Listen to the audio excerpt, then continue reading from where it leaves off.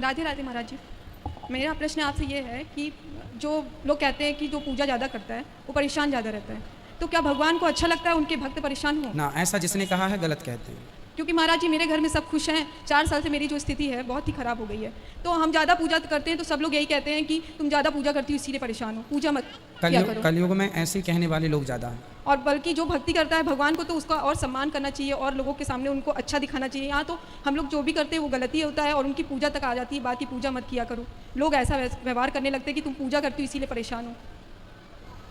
देखिए, पूजा करना चाहिए, आप करते रहिए। रही बात दुखों की, संकटों की, तो वो तो आते रहेंगे। वो तो आपका जो कर्म दंड है किसी जन्म का तो मिलेगा। महाराज जी मेरा ये प्रश्न है कि कर्म दंड उसी जन्म में दें भगवान जिस जन्म में हमने गलती किया हो। समय नहीं होता ना भाई। किसान आज खेत में बीज बोएगा तो आज ही कैसे हो जाएगी, आप बताइए। ऐसे तो लोग हंसते हैं ना, उनका अपमान करते हैं कि ये पूजा पाठ में रहती है। देखो सुदामा पर भी लोग हंसते थे। सुदामा भी भीख मांगते थे, इतने बड़े भक्त थे। भगवान के भक्तों में थोड़ा सा ईश्वर के घर देर है, अंधेर नहीं है। भगवान ने, लोगों ने तो नरसिंह मेहता पर भी हंसी। जब नानी बाई का मायरा का समय आ गया, नहीं आए भगवान, हंस रहे थे लोग, लेकिन विश्वास बनाए रखा तो आए ना। विश्वास तो है मुझे। द्रौपदी पर भी लोग हंस रहे थे, साड़ी उतर रही है, पर विश्वास है। लोगों का काम क्या है? हंसना। आज से नहीं हंस रहे हैं, सतयुग में भी लोग हंसते रहे, त्रेता में भी हंसे हैं। सीता पर क्या नहीं हंसे लोग?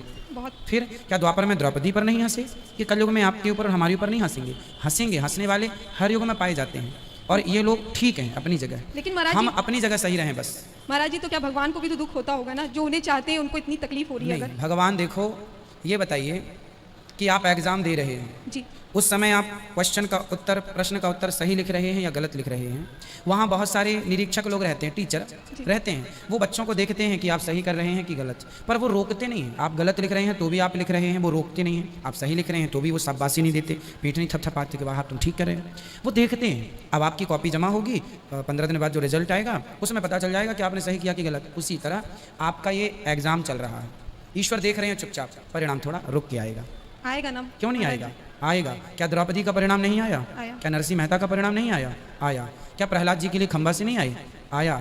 भक्त को सब्र रखना चाहिए। भक्ति के रास्ते पर एक चीज है चाहिए, सब्र, धैर्य। महाराज जी इतनी तकलीफ में सिर्फ आपका भागवत सुन के शांति मिलती आपके है। जीवन में तकलीफ क्या है ये तो और बताओ।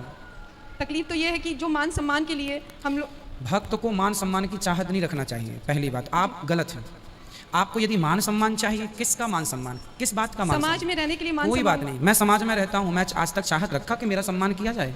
सम्मान भीख मांगने से नहीं मिलता मेरी बहन। सम्मान के लायक आप अपने आप कर्म से बनेंगे, अपने आप लोगों का माथा झुकता चलेगा आपके आगे। सम्मान की भिक्षा नहीं मांगनी, भैया हमारा सम्मान करो, भीख दे दो ना। लेकिन उसके लिए जो पूजा पे आता है, पूजा अलग विषय है, सम्मान अलग विषय है। पूजा आप करिए, पूजा शांति के लिए की जाती कोई है। ये कहे कि आप पूजा ना करो तो ये तकलीफ का बात कौन है ना? कहता है? मत सुनो ना ऐसी बातें। आप ये बताइए, जब तूफान चलता है तो आप अपने घर के दरवाजे खोल के रखते हैं कि बंद? बंद करके। फिर जब उल्टी सीधी बातें आए तो कानों को बंद कर लिया जी। करिए। समाज की बातें सुनेंगे, परेशान होंगे, मत सुनो ना। समाज के बीच में कम रहो, लोगों के बीच में कम रहो। भगवान के आसपास। भगवान की भक्ति इसलिए नहीं करना चाहिए कि भगवान हमें खूब सारा धन दे दें, खूब दौलत दे दें। भगवान की भक्ति दौलत के लिए, मीराबाई तो ऑलरेडी दौलत वाले बाप की बेटी थी और दौलत वाले पति की पत्नी थी, लेकिन सब दौलत छोड़ के उसने पायो जी मैंने राम रतन धन पायो, उसने तो भगवान को ही अपनी दौलत बना ली थी।